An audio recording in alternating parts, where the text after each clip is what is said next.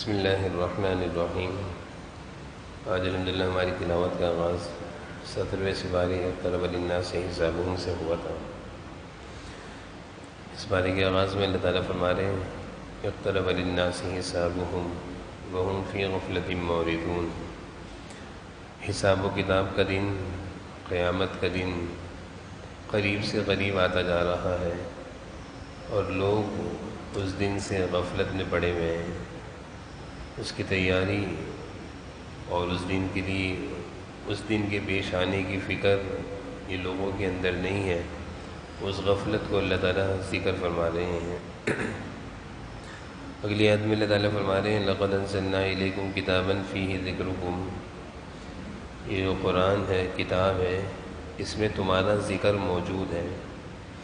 یعنی ہر پڑھنے والے کو، قرآن کریم کے ہر پڑھنے اور سننے والے کو اللہ تعالیٰ کی طرف سے یہ خطاب ہے کہ اس کتاب میں تمہارا ذکر موجود ہے، تمہارا بھی تذکرہ ہے، ہر ایمان والے کا تذکرہ ہے۔ اپنا تذکرہ اس کتاب میں، قرآن میں تلاش کرو۔ احنف بن قیس جو کہ حضرت علی رضی اللہ عنہ کے شاگرد ہیں، مشہور تابعی ہیں، اس آیت کو پڑھنے کے بعد کہ اللہ تعالیٰ فرما رہے ہیں اس کتاب میں تمہارا تذکرہ ہے، تلاش کرتا ہوں، قرآن کریم کھولا اور قرآن کریم کی آیتوں میں اپنے آپ کو تلاش کرنا شروع کیا۔ کچھ آیتیں ان کے سامنے آئیں جس میں اللہ تعالیٰ نے تہجد گزاروں کا تذکرہ فرمایا تھا۔ کانوا قلیلا من اللیل ما یہجعون، راتوں کو تھوڑا سوتے ہیں، زیادہ وقت اللہ کی عبادت میں گزارتے ہیں۔ وفی اموالہم حق للسائل، اور ان کے مالوں میں دوسرے لوگوں کا حق زیادہ ہوتا ہے، یعنی اپنے مال میں سے خرچ بہت کرتے ہیں۔ تو کہنے لگے میں اتنے اچھے لوگوں میں سے کہاں ہو سکتا ہوں۔ پھر آگے مزید تلاش کیا والذین یبیتون لربہم سجدا وقیاما تتجافی جنوبہم عن المضاجع یدعون الذین ینفقون فی السراء والضراء۔ یہ مختلف قسم کی آیتیں ہیں جس میں اللہ تعالیٰ نے بہت اچھے اور نیک لوگوں کا تذکرہ کیا ہے۔ حضرت احنف بن قیس ان آیتوں کو پڑھتے جا رہے ہیں، کہہ رہے ہیں میں ان میں سے کہاں، میں تو ایک گنہگار ہوں، سیاہ کار ہوں۔ یہ تو وہ لوگ ہیں جو راتوں کو اللہ کی عبادت کرتے ہیں اور دن اللہ کی مرضی کے مطابق گزارتے ہیں، اپنے مال میں سے خوب خرچ کرتے ہیں، اللہ کی نافرمانی سے بچتے ہیں۔ تو افسوس سے کہنے لگے کہ میں اتنے اچھے لوگوں میں سے کہاں ہوں، میرا تذکرہ ان میں سے نہیں ہے۔ پھر مزید قرآن کی آیتیں دیکھنا شروع کریں، اپنا تذکرہ تلاش کر رہے ہیں، اپنے آپ کو دیکھ رہے ہیں کہ میں کن میں سے ہوں۔ قرآن کریم میں ملا ان کو ایک مضمون ما سلککم فی سقر۔ کچھ لوگ ہوں گے جو جہنم میں جل رہے ہوں گے، ان سے پوچھا جائے گا کہ جہنم میں کیوں جل رہے ہو، تو وہ کہیں گے کہ ہم نماز نہیں پڑھتے تھے یا ہم رسولوں کی رسالت کا انکار کرتے تھے۔ اس طرح کی آیتیں ملی تو اللہ تعالیٰ سے پناہ مانگنے لگ گئے کہ اللہ میں ان لوگوں میں سے ہرگز نہیں ہونا چاہتا، اے اللہ میں ان نافرمانوں میں سے ہرگز نہیں ہونا چاہتا۔ پھر مزید اپنے آپ کو تلاش کرنے لگے تو قرآن کریم کی ایک آیت میری وآخرون اعترفوا بذنوبہم خلطوا عملا صالحا۔ اللہ کے کچھ بندے وہ ہیں جن سے غلطی ہو گئی ہے اور وہ اپنی غلطی کا اعتراف کرتے ہیں، گناہوں کا اعتراف کرتے ہیں اور اللہ سے معافی مانگتے ہیں اور پھر نیک کاموں میں لگ جاتے ہیں، یعنی گناہ بھی ہو جاتے ہیں، پھر معافی مانگ لیتے ہیں، اللہ سے صلح صفائی کر لیتے ہیں اور پھر اپنی زندگی میں نیکی کا اہتمام کرتے ہیں۔ اس آیت کو پڑھنے کے بعد احنف بن قیس کہنے لگے ایسا معلوم ہوتا ہے کہ میں بھی انہی لوگوں میں سے ہوں، اور اللہ تعالیٰ مجھے جو فرما رہے ہیں کہ تم اپنے آپ کو تلاش کرو، تو میں اسی آیت میں اپنے آپ کو پاتا ہوں کہ میں انہی لوگوں میں سے ہوں کہ جن میں برائی کا بھی جذبہ ہے، نیکی کا بھی جذبہ ہے۔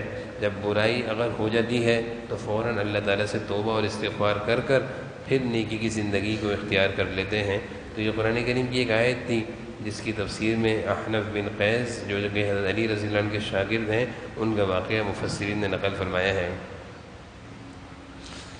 آگے اللہ تعالیٰ اپنی قدرتوں کا تذکرہ فرما رہے ہیں، مختلف قسم کے انعامات، آسمان سے برسنے والی بارشیں، زمین سے اگنے والے پودے، درخت، ضروریات زندگی، اللہ تعالیٰ اس کا تذکرہ فرما رہے ہیں۔ چاند، سورج اور دیگر اللہ تعالیٰ کی مخلوقات جو انسان کی خدمات میں مصروف ہیں، ان سب کا تذکرہ فرما کر آگے اللہ فرما رہے ہیں کل نفس ذائقۃ الموت، ہر ایک کو موت کا ذائقہ چکھنا ہے۔ یعنی کوئی دنیا میں ہمیشہ رہنے کے لیے نہیں آیا، بلکہ ہر ایک نے دنیا سے جانا ہے۔ اب وہی کامیاب ہے جو اچھے اعمال کر کے دنیا سے جائے گا۔ آگے اللہ تعالیٰ میزان عدل کا تذکرہ فرما رہے ہیں، وَنَزَعُ الْمَوَازِينَ الْقِسْطَ لِيَوْمِ الْقِيَامَةِ، کل قیامت کے دن اللہ تعالیٰ میزان عدل کو قائم فرمائیں گے، جس میں لوگوں کے اعمال کو تولا جائے گا، وزن کیا جائے گا، اور نیکیوں اور برائیوں کو دیکھا جائے گا۔ جس کے نامہ اعمال میں نیکیاں زیادہ نکلی، اور نیکیوں میں بھی وزنی نیکیوں میں وزن آتا ہے اخلاص سے، کہ جو عمل اللہ کی رضا کے لیے کیا جاتا ہے، چاہے وہ کتنا معمولی سا عمل، چھوٹا سا عمل ہو، لیکن اخلاص کے ساتھ کیا جائے تو وہ بہت بڑا وزنی عمل نامہ اعمال میں تولا جائے گا۔ تو اللہ تعالیٰ اس نامہ اعمال کا تذکرہ فرما رہے ہیں کہ وَإِن كَانَ مِثْقَالَ حَبَّةٍ مِّن خَرْدَلٍ، معمولی سی نیکی بھی اس نامہ اعمال میں لا کر رکھی جائے گی، معمولی سی برائی اور گناہ بھی اس نامہ اعمال میں لا کر رکھا جائے گا۔ نامہ اعمال جب انسان کے اعمال تل رہے ہوں گے، اس وقت انسان کی کیفیت عجیب ہوگی۔ احادیث میں آتا ہے گھبراہٹ اور خوف طاری ہوگا کہ پتہ نہیں نیکی کا پلہ چھپتا ہے یا گناہوں کا پلہ چھپتا ہے۔ آگے حضرت ابراہیم علیہ السلام کا تذکرہ تفصیلی واقعہ ہے۔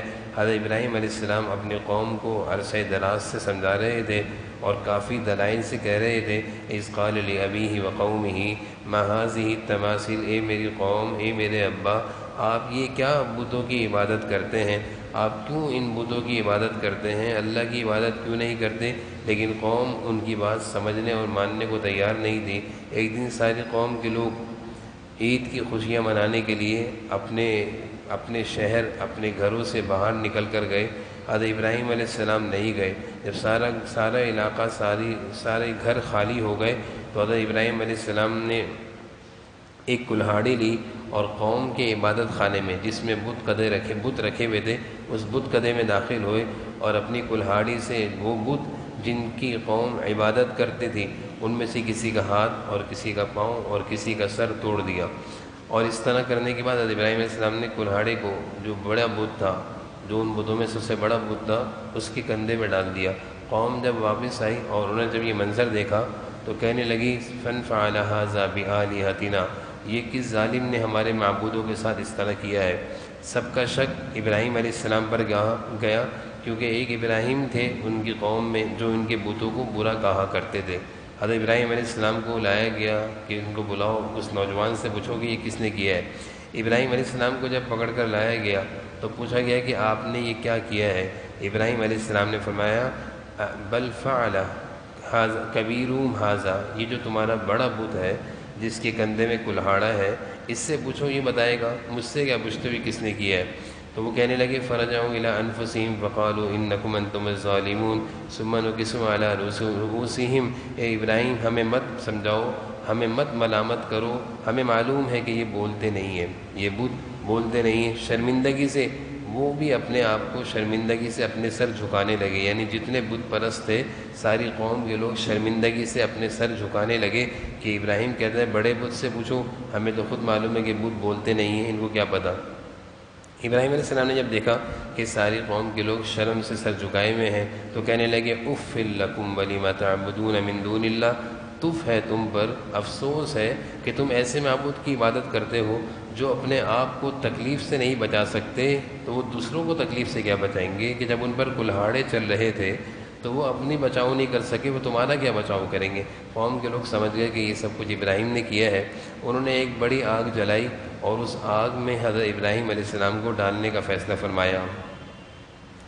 وہ آگ تقریباً 40 دن تک بھڑکائی گئی اور آسمانوں تک اس کی آگ کی بلندی ایسی تھی کہ اوپر سے اگر کوئی پرندہ گزرتا آسمانوں پر تو وہ بھی آگ میں جھلس کر گر جاتا۔ حضرت ابراہیم علیہ السلام کو اس آگ میں ڈالا جا رہا تھا۔ آگ میں ڈالنے سے پہلے حضرت ابراہیم علیہ السلام کے پاس فرشتے اللہ کی اجازت لے کر آئے اور اللہ سے کہنے لگے، اے اللہ، آپ کا خلیل ابراہیم آگ میں جلایا جا رہا ہے، کیا آپ اس کی مدد نہیں کریں گے؟ حضرت ابراہیم، کیا ہمیں اجازت ہے ہم ان کی مدد کو چلے جائیں؟ اللہ نے سارے فرشتوں کو اجازت دے دی کہ جاؤ میرے خلیل کی مدد کو۔ حضرت ابراہیم علیہ السلام کے پاس سارے فرشتے آئے کہ ہم آپ کی مدد کو آئے ہیں۔ حضرت ابراہیم علیہ السلام نے کہا کہ خود سے آئے ہو یا اللہ نے بھیجا ہے؟ کہا ہم اپنی رائے سے آئے ہیں۔ کہا مجھے تمہاری مدد کی ضرورت نہیں ہے، میرے لیے میرے اللہ کافی ہے۔ چنانچہ اللہ تعالیٰ نے پھر حضرت ابراہیم علیہ السلام کی مدد اس طرح کری کہ اسی آگ کو اللہ تعالیٰ نے ٹھنڈک بنا دیا۔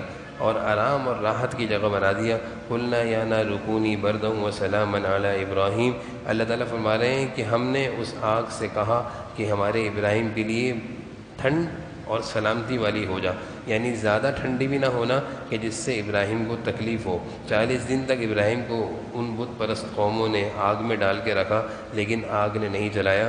اللہ تعالیٰ جب کسی کو بچانا چاہتے ہیں کہ تو پھر کوئی اس کو نقصان نہیں پہنچا سکتا۔ وَأَرَادُوا بِهِ كَيْدًا، اللہ تعالیٰ اسی کو بیان فرما رہے ہیں کہ ساری قوم کے لوگوں نے ان کے ساتھ برائی کا ارادہ کیا تھا، لیکن اللہ تعالیٰ نے ان کو بچانا تھا، چنانچہ اللہ تعالیٰ نے ان سب کو ناکام کر دیا اور حضرت ابراہیم علیہ السلام کو ان کے شر سے بچا لیا۔ حضرت ابراہیم علیہ السلام فرماتے تھے کہ وہ جو آگ میں 40 دن رہا ہوں، اس 40 دن کی جو زندگی کے مزے تھے، مجھے زندگی میں اور کہیں ایسے مزے نہیں ملے، یعنی اس تکلیف کی جگہ کو اللہ تعالیٰ نے ایسی آرام اور راحت کی جگہ بنا دیا کہ ابراہیم علیہ السلام کہتے تھے کہ ویسے مزے مجھے دنیا میں کہیں اور نہیں ملے۔ اللہ تعالیٰ آگے فرما رہے ہیں وَوَهَبْنَا لَهُ إِسْحَاقَ وَيَعْقُوبَ نَافِلَةً، مختلف آزمائشیں حضرت ابراہیم علیہ السلام پر آتی رہیں، ان ساری آزمائشوں میں حضرت ابراہیم علیہ السلام پورے اترتے رہے۔ ان آزمائشوں میں کامیابی کے بعد اللہ کی طرف سے انعام ملا۔ اللہ تعالیٰ فرما رہے ہیں ہم نے ابراہیم کو اسحاق بھی دیا اور یعقوب بھی، یعنی اسحاق علیہ السلام بھی حضرت ابراہیم علیہ السلام کے بیٹے ہیں اور یعقوب بھی حضرت ابراہیم علیہ السلام کے پوتے ہیں۔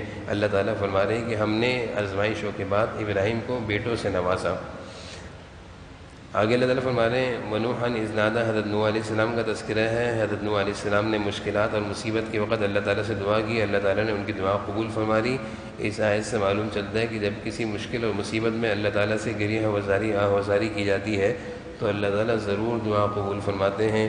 حضرت داؤد علیہ السلام اور حضرت سلیمان علیہ السلام کا تذکرہ ہے، دونوں باپ بیٹے تھے۔ حضرت سلیمان علیہ السلام بیٹے تھے، حضرت داؤد والد تھے۔ ایک فیصلہ کیا جس فیصلے میں حضرت سلیمان علیہ السلام کے فیصلہ اللہ کو زیادہ اچھا لگا، دو آدمیوں کے درمیان جھگڑا ہو گیا تھا، وہ حضرت داؤد علیہ السلام نے فیصلہ کیا، اس کے بعد حضرت سلیمان علیہ السلام نے فیصلہ کیا۔ حضرت سلیمان علیہ السلام کے فیصلے کی اللہ تعالیٰ نے تعریف کری فَفَهَّمْنَاهَا سلیمان، ہم نے سلیمان کو بہت زیادہ سمجھداری عطا کی تھی۔ پھر آگے حضرت سلیمان علیہ السلام کی حکومت کا تذکرہ ہے وَلِسُلَيْمَانَ الرِّيحَ عَاصِفَةً تَجْرِي بِأَمْرِهِ، ہم نے سلیمان علیہ السلام کو ہواؤں پر حکومت دی تھی اور ان کا تخت ہواؤں پر اڑا کرتا تھا، اور ایک دن اور ایک صبح اور ایک شام میں مہینوں کی مسافت وہ تخت پر بیٹھ کر طے کر لیا کرتے تھے۔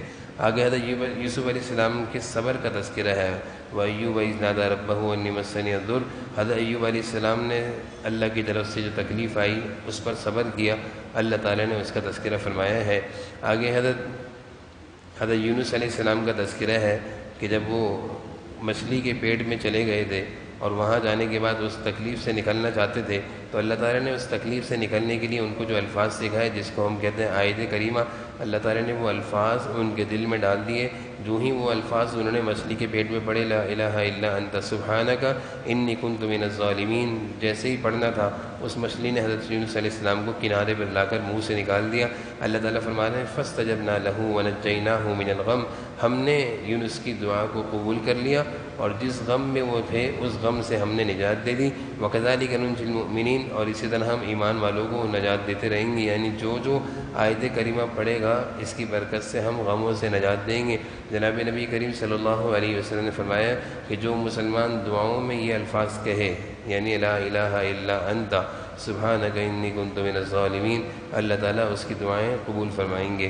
وزکریا اذ نادی، حضرت زکریا علیہ السلام کا تذکرہ اللہ تعالیٰ فرما رہے ہیں رب لا تذرنی فردا، ان کے ہاں بیٹا نہیں تھا، اولاد نہیں تھی، اللہ تعالیٰ سے دعا کر رہے ہیں کہ رب لا تذرنی فردا وانت خیر الوارثین، اے اللہ میں اکیلا ہوں، میرا کوئی وارث نہیں ہے، مجھے بیٹا عطا فرما دیجیے۔ اللہ تعالیٰ نے ان کی دعا قبول کری اور ان کو بیٹا عطا فرمایا۔ آگے اللہ تعالیٰ فرما رہے ہیں انہم کانوا یسارعون، اگلی آیتوں میں کہ تین خوبیاں ایسی ہیں کہ جو اپنے اندر پیدا کر لے تو اس کے ساتھ اللہ تعالیٰ کی مدد ہو جاتی ہے۔ پہلی خوبی یہ ہے کہ خیر کے کاموں میں بڑھ چڑھ کر حصہ لینا، خیر کے کاموں کو ہاتھ سے نہ جانے دینا۔ وَيَدْعُونَنَا رَغَبًا، اور دعا کرنا رغبہ اچھی حالت میں بھی، اور تیسری چیز ورہبا غم کی حالت میں، یعنی اچھے حالات میں بھی اللہ تعالیٰ سے دعائیں کرنی چاہیے اور برے حالات آ جائیں تو ان میں بھی دعائیں کرنی چاہیے۔ یہ تین خوبیاں ایسی ہیں کہ اللہ تعالیٰ ان تین خوبیوں کی برکت سے بندوں کی مدد فرماتے ہیں۔ اگلی آیت میں اللہ تعالیٰ فرما رہے ہیں کہ انسان دنیا میں جو بھی نیک کام کرتا ہے اس کی کوشش، اس کی نیکی کو اللہ تعالیٰ ضائع نہیں کرتے، نیکی چاہے چھوٹی ہو بڑی ہو۔ فَمَن يَعْمَلْ مِنَ الصَّالِحَاتِ وَهُوَ مُؤْمِنٌ، اللہ تعالیٰ انسان کے اعمال جو کیے جاتے ہیں اس کا بڑا قدردان ہے۔ حضرت انس رضی اللہ عنہ فرمایا کرتے ہیں کہ کسی نیکی کو معمولی سمجھ کر مت چھوڑو، معلوم نہیں کہ جنت میں لے جانے کے لیے کوئی بھی نیکی تمہارے کام آ جائے، اور کسی گناہ کو معمولی سمجھ کر مت کرو، معلوم نہیں کہ جنت میں تمہیں یہی گناہ اٹھا کر لے جائے۔ آگے اللہ تعالیٰ جہنمیوں کا تذکرہ کر رہے ہیں کہ جب جہنمی جہنم کو دیکھیں گے تو شاخصۃ الابصار، ان کی آنکھیں پھٹی کی پھٹی رہ جائیں گی، گھبراہٹ ان پر طاری ہو جائے گی، چیخ و پکار کریں گے لیکن ان کی چیخ و پکار سنی نہیں جائے گی۔ اللہ تعالیٰ فرمانے خوب چیخیں گے، خوب پکاریں گے لیکن ان کی چیخ و پکار کل جہنم میں قیامت کے دن نہیں سنی جائے گی۔ آگے اللہ تعالیٰ نیک لوگوں کا تذکرہ فرما رہے ہیں کہ نیک لوگوں کو اللہ تعالیٰ ساری تکلیفوں سے ایسے بچائیں گے اور ان کو جنت میں ایسے آرام اور راحت کی جنت میں داخل فرمائیں گے کہ وہ جہنمیوں کی چیخ و پکار کو بھی نہیں سنیں گے، یعنی سکون اور اطمینان سے جنت میں رہیں گے۔ انسان سکون چاہتا ہے اور سکون کی جگہ میں انسان چاہتا ہے کہ شور شرابہ نہ آئے۔ اللہ تعالیٰ فرما رہے ہیں کہ جب ہم جنتیوں کو جنت میں داخل کر دیں گے تو جہنمیوں سے اتنا دور کر دیں گے کہ وہ ان کی چیخ و پکار اور ان کی تکلیف اور ان کی آوازوں کو بھی نہ سنیں، تاکہ جنتی جنت میں پریشان نہ ہو۔ آگے اللہ تعالیٰ فرما رہے ہیں کہ دنیا میں سکون کی زندگی اور چین و سکون والے اللہ تعالیٰ نیک لوگوں کو ہی عطا فرماتے ہیں۔ یہ رسوہا عبادی الصالحون، دنیا کی زندگی کے مزے اور دنیا میں آرام و راحت کی زندگی اور دنیا کا وارث اللہ تعالیٰ نیک لوگوں کو ہی بناتے ہیں۔ سورہ حج شروع ہوتی ہے، اس سورج کے آغاز میں اللہ تعالیٰ نے قیامت کے مناظر کو بڑی تفصیل کے ساتھ ذکر فرمایا ہے۔ اس کے بعد اللہ تعالیٰ ایک ایسی قوم کا تذکرہ فرما رہے ہیں کہ جن کا مذہب مفاد ہوتا ہے، مفاد پرست لوگ، کہ جب دیکھتے ہیں اسلام میں فوائد دکھ رہے ہیں تو اسلام کا نام لینا شروع کر دیتے ہیں کہ ہم مسلمان ہیں، جس کو کہتے ہیں مذہب کا کارڈ، اور جب مسلمانوں پر کوئی تکلیف آ جائے تو ایک دم مسلمانوں سے دوری کا اظہار کرتے ہیں، شکل و صورت بھی اپنی بدل لیتے ہیں۔ اللہ تعالیٰ فرما رہے ہیں خسرت دنیا والآخرہ، یہ مفاد پرست لوگ دنیا بھی ان کی برباد، آخرت بھی ان کی برباد، کہ جہاں مفاد دیکھے فوائد دیکھے تو وہیں اسی طرح کے ہو گئے۔ آگے اللہ تعالیٰ فرما رہے ہیں ساری مخلوق اللہ تعالیٰ کی عبادت کرتی ہے اور ساری مخلوق اللہ کو سجدہ کرتی ہے، لیکن انسانوں تم سارے انسان اللہ کو سجدہ نہیں کرتے، بلکہ انسانوں میں سے بعض لوگ سجدہ کرتے ہیں، بعض اللہ کو سجدہ نہیں کرتے، یعنی نمازوں اور عبادتوں کا اہتمام دیگر اللہ تعالیٰ کی جتنی مخلوق ہیں، جانور ہیں، درخت ہیں، پرندے ہیں، یہ سب اللہ کی عبادت کسی نہ کسی شکل میں کر رہے ہیں، لیکن انسان ہے کہ اپنی غفلت میں پڑا ہوا ہے، کبھی موقع ملا تو اللہ کی عبادت کر دی اور کبھی موقع ملا بھی لیکن مصروفیت کو بہانہ بناتے ہوئے اللہ کی عبادت سے پیچھے ہٹا۔ اللہ تعالیٰ اسی کا تذکرہ فرما رہے ہیں کہ ایک انسان ہے کہ وہ اللہ کی عبادت نہیں کرتا۔ آگے ایمان والوں کا تذکرہ ہے، بیت اللہ اور مسجد حرام میں طواف کرنے والوں کا تذکرہ ہے، خانہ کعبہ کی تعمیر کا تذکرہ ہے۔ حضرت ابراہیم علیہ السلام کو اللہ تعالیٰ نے حکم دیا کہ بیت اللہ کی تعمیر کریں۔ حضرت ابراہیم علیہ السلام جب بیت اللہ کی تعمیر سے فارغ ہو گئے تو اللہ تعالیٰ سے کہنے لگے کہ میں نے بیت اللہ کی تعمیر تو کر لی ہے، اب یہاں پہ لوگ کیسے آئیں گے؟ یہ تو جنگل ہے، ویران ہے، پہاڑوں کے درمیان ہے۔ اللہ نے فرمایا آپ تعمیر کریں، لوگوں کو بلانا ہمارا کام ہے۔ حضرت ابراہیم علیہ السلام جب تعمیر سے فارغ ہوئے اللہ نے حکم دیا کہ صفا پہاڑی پر چڑھیں اور لوگوں کو آواز اعلان کریں، اذن فی الناس بالحج یاتوک رجالا۔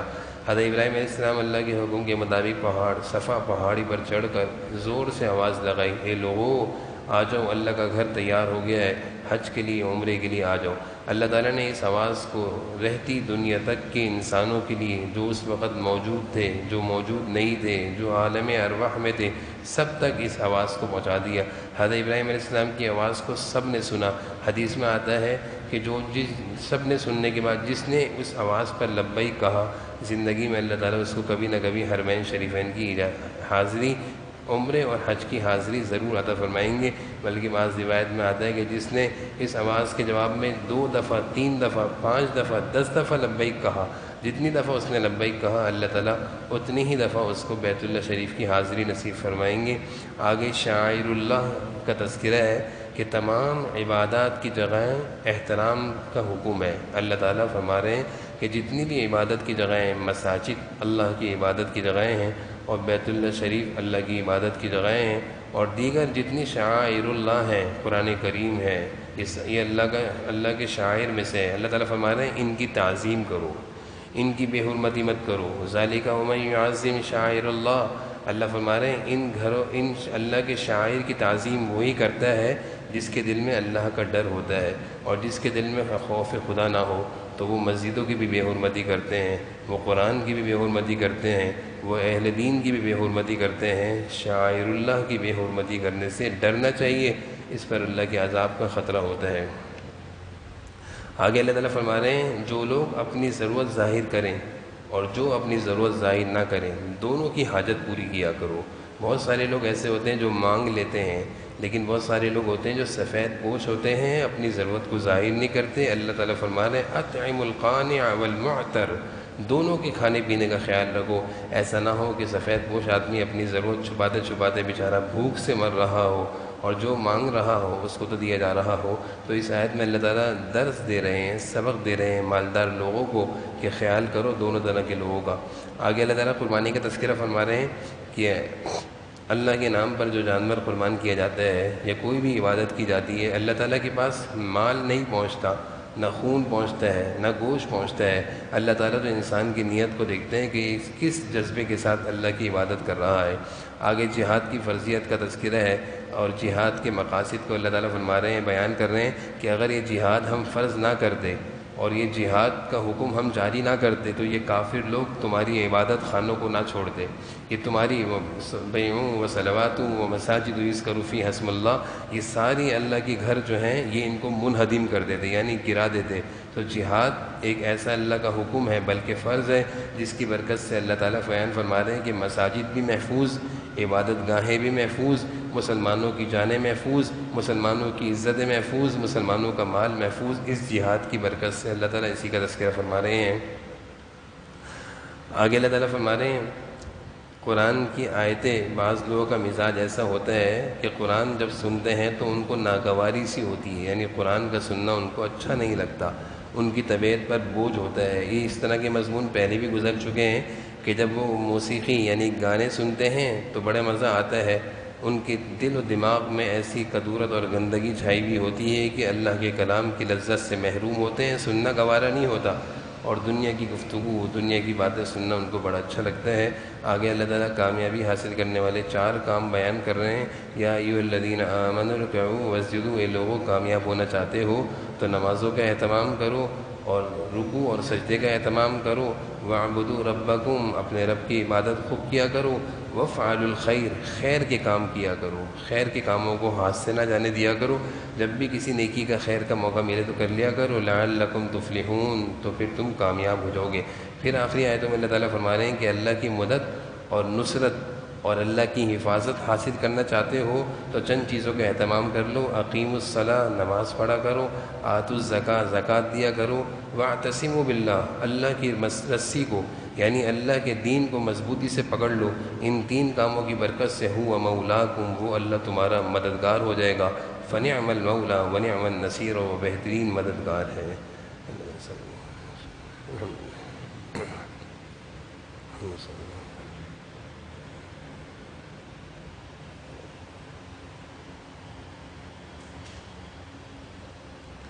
صلی اللہ تعالیٰ علیہ وسلم۔